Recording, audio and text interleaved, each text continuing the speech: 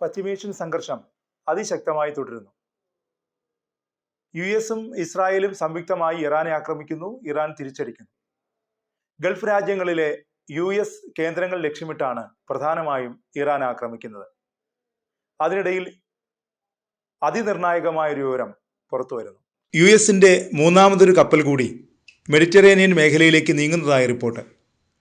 US നാവികസേനയുടെ വിമാനവാഹിനി കപ്പലായ USS ജോർജ് W. ബുഷിനെയാണ് വിന്യസിക്കാൻ ഒരുങ്ങുന്നത്. നിലവിൽ ഈ മേഖലയിൽ USS Abraham Lincoln, USS Gerald R Ford എന്നീ കപ്പലുകൾ വിന്യസിച്ചിട്ടുണ്ട്. ഇതിനൊപ്പമാണ് US നാവികസേനയുടെ മൂന്നാമതൊരു കപ്പൽ കൂടി എത്തുന്നത്. USS ജെറാൾഡ് ആർ ഫോർഡ് ഇപ്പോൾ ചെങ്കടലിൽ നങ്കൂരമിട്ടിരിക്കുകയാണ്. USS എബ്രഹാം ലിങ്കൺ നിലവിൽ ഗൾഫ് മേഖലയിലാണ് നിലയുറപ്പിച്ചിരിക്കുന്നത്. മേഖലയിൽ മൂന്നാമത്തെ വിമാനവാഹിനി കപ്പലായി USS ജോർജ് W. ബുഷ് വിന്യസിക്കുന്നതോടെ മെഡിറ്ററേനിയൻ ഗൾഫ് മേഖലകളിൽ സൈനികാധിപത്യം ഉറപ്പിക്കാനാണ് US ശ്രമിക്കുന്നതെന്നാണ് വിവരം. അതിനിടെ ഹോർമൂസ് കടലിടുക്ക് വഴി ഊർജ്ജ ഉൽപ്പന്നങ്ങളുടെ നീക്കം ഉടൻ പുനരാരംഭിക്കുമെന്ന് US പ്രഖ്യാപിച്ചിരിക്കുന്നു. US ഊർജ്ജ സെക്രട്ടറി ക്രിസ് റൈറ്റ് ആണ് ഇക്കാര്യം പ്രഖ്യാപിച്ചത്. ഒരു എണ്ണ ടാങ്കർ ഹോർമൂസിലൂടെ സുരക്ഷിതമായി കടന്നുപോയെന്നും US ഊർജ്ജ സെക്രട്ടറി അവകാശപ്പെട്ടു. ക്രിസ് റൈറ്റ് ഫോക്സ് ന്യൂസിനോടാണ് ഇക്കാര്യം പറഞ്ഞത്.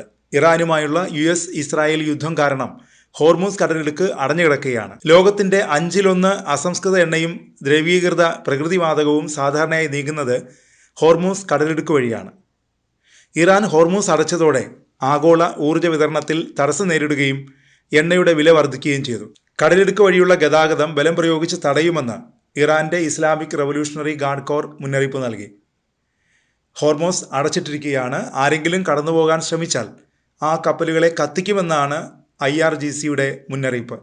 ഇറാൻ ഗൾഫ് രാജ്യങ്ങളിലെ US കേന്ദ്രങ്ങൾ ലക്ഷ്യമിട്ട് ശക്തമായ ആക്രമണമാണ് അഴിച്ചുവിടുന്നത്. ഇറാൻ കീഴടങ്ങില്ല, ശക്തമായി പ്രതികരിക്കും, പെസെഷ്കിയൻ വ്യക്തമാക്കി. ഇറാൻ നിരുപാധികമായി കീഴടങ്ങണമെന്ന് കഴിഞ്ഞ ദിവസം ട്രംപ് ആവശ്യപ്പെട്ടിരുന്നു. ട്രംപിന്റെ ആവശ്യം ഇറാൻ നിരാകരിച്ചു. നിരുപാധിക കീഴടങ്ങൽ ട്രംപിന്റെ സ്വപ്നം മാത്രമാണെന്നാണ് ഇറാൻ പ്രസിഡന്റ് മറുപടി നൽകിയത്. പരമോന്നത നേതാവ് ഖമേനിയെ വധിച്ചതിന് ട്രംപ് വലിയ വില നൽകേണ്ടി വരുമെന്ന് ഇറാന്റെ സുരക്ഷാ കൗൺസിൽ മേധാവി അലി ലാരിജാനി മുന്നറിയിപ്പ് നൽകി. സോഷ്യൽ മീഡിയയിലൂടെയായിരുന്നു ലാരിജാനിയുടെ പ്രതികരണം. നേതാവിൻ്റെയും ജനങ്ങളുടെയും രക്തത്തിന് പകരം വീട്ടുമെന്നും ലാരിജാനി പ്രഖ്യാപിച്ചു.